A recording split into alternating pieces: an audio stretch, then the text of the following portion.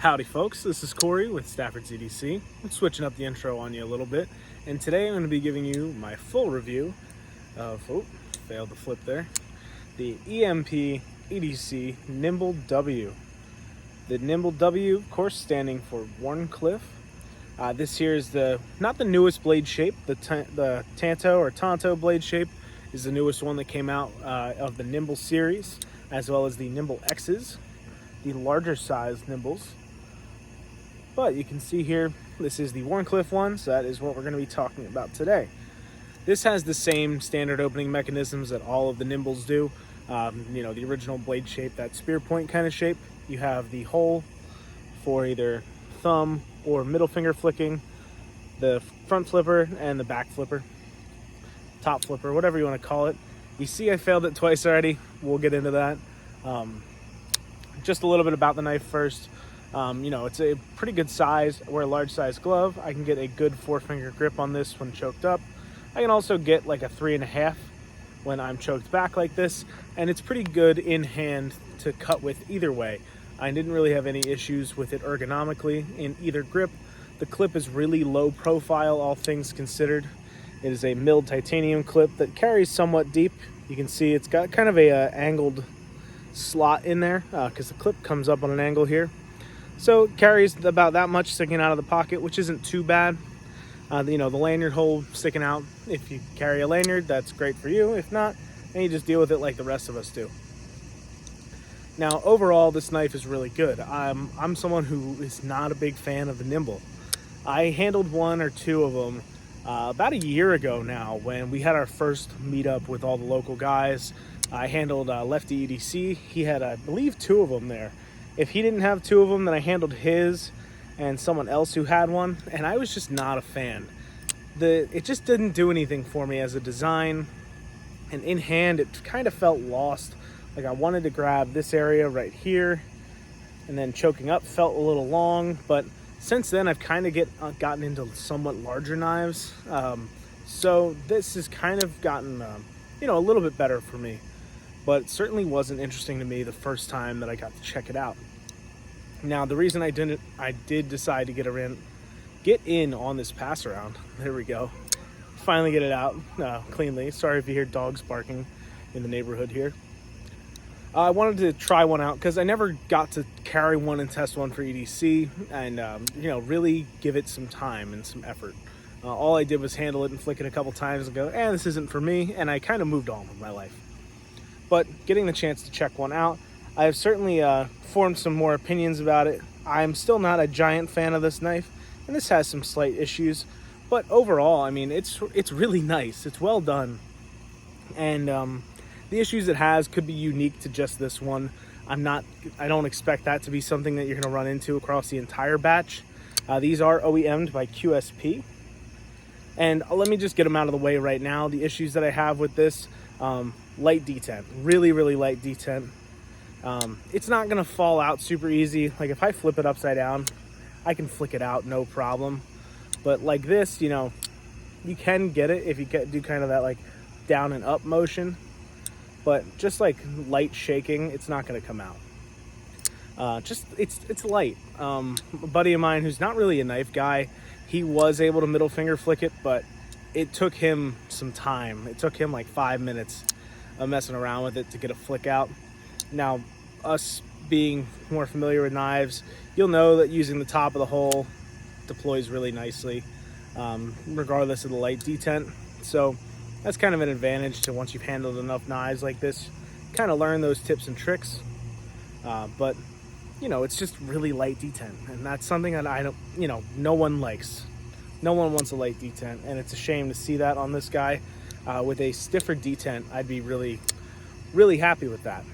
The other thing is that this has, I don't know if it's lock rock or lock bar flex, but when you cut with this, especially in this lower grip, you can see your hands all on the lock bar. I could feel this lock bar move. Like when I move it up and down, you probably can't see it, but there's meaningful movement. There's no side to side play at all. But up and down play, when it's in your hand like this, you can feel it. I don't know if that's because the lock insert's not engaging far enough, if the stop pin track is slightly too short. I'm really not sure exactly what the issue is here, but it's something I noticed in use, and it's kind of scary because you feel that lock bar wiggling on you when it's in your hand, and the thing you obviously don't want to happen is for that lock bar to disengage and the knife to close on you. Now, this is a pretty safe knife, all things considered. If it were to close, you might get caught by the just by the bottom of the blade there. But if you're choked up, it really I didn't feel it as much. Maybe because it was further down on my middle finger, that lock bar. Maybe that's why. But in this kind of a grip, I didn't feel it as much. And maybe it's also because, you're squeezing it more. I don't really know the exact reason. But I definitely did notice some flex in that lock bar when in that lower grip down here, which is really concerning, if you don't know what's going to happen with that lock. So I hope that that's just an issue with this one and it's not consistent across the entire batch from QSP. The good about the knife, though, is that the machining is really, really well done. I didn't take this apart or anything, but there is a good amount of milling inside. I doubt we're going to be able to catch this with the front-facing camera here. No, you can see it there. You can see right inside there's a bunch of big pockets milled out. And there's one large one on this side, as well as a few little holes drilled on the lock side, right under this area. And then, of course, you have the frag pattern on here, which, as I catch the sunset from over there, you can see is really well done. Very uniform. It's nice and soft. I guess these are technically, they're stone-washed scales. So all those edges are knocked down really nicely, but you can see that really nice frag pattern finish on there. It's a nice milling pattern. It adds a meaningful amount of grip in hand, which is really good to see. This would be a really slick knife, I imagine. The ergos are good enough that it's not going to slide out of your hand, but just the overall shape, I feel like this really benefits from having that added texture. Cutting wise, this did really well. I was kind of surprised to see it because it's not a super thin, the stock is not thin at all. It's probably a 0.125, 0.13 inch stock, which for me, like anything under 0.125, I'd say is thin. An eighth of an inch is right at that 0.125 mark. That's what an eighth of an inch is. And I think that's kind of the cutoff for thin knives. If you're using that stock thickness, it's not a thin blade stock. It's pretty standard. Anything under that is thin. That being said, the grind does come up most of the way up this blade. This is right where the grind begins or ends, depending on which way you look at it. But you have this area here that's the full thickness of the blade. Most of it has a hole, so it's not going to have that much resistance when cutting, which really helps. And then the rest is a pretty short distance, and then you have this entire distance from here to here that there's no full thickness of the blade at all, meaning that when you're cutting with this, as you get towards the tip, it gets easier to cut, which is always nice to see. The grind, like I said, is not insanely thin. You can see kind of how that tapers down to a point. It's not very thin. It's a pretty standard grind. It's going to hold up well, the EDC and things like that, but it's surprisingly cut well. High flat grinds like this can do well sometimes, but I'd like to see them thinner, or like the grind carried up further usually, just to see an even better cutting performance out of a knife. But this did pretty good. I don't have too many complaints about the way that this cut through material.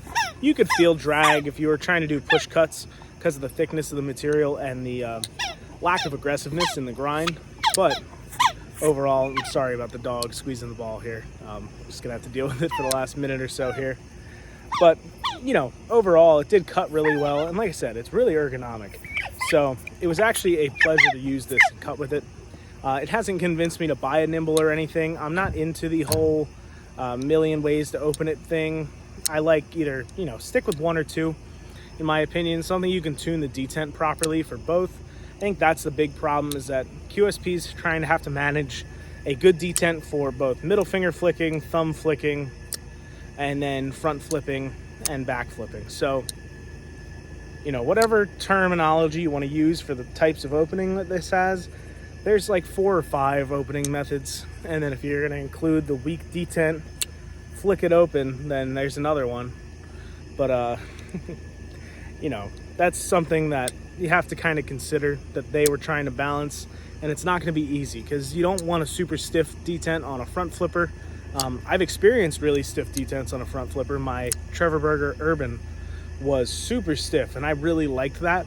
But he's also a custom maker who's tuning those all to be stiff but still usable. It's not something you're going to get from an OEM most likely. So it's a tough ask of QSP, but they did a pretty good job overall. I just wish it was tuned slightly harder for this one here, and I think it would just make for an overall better experience with this knife.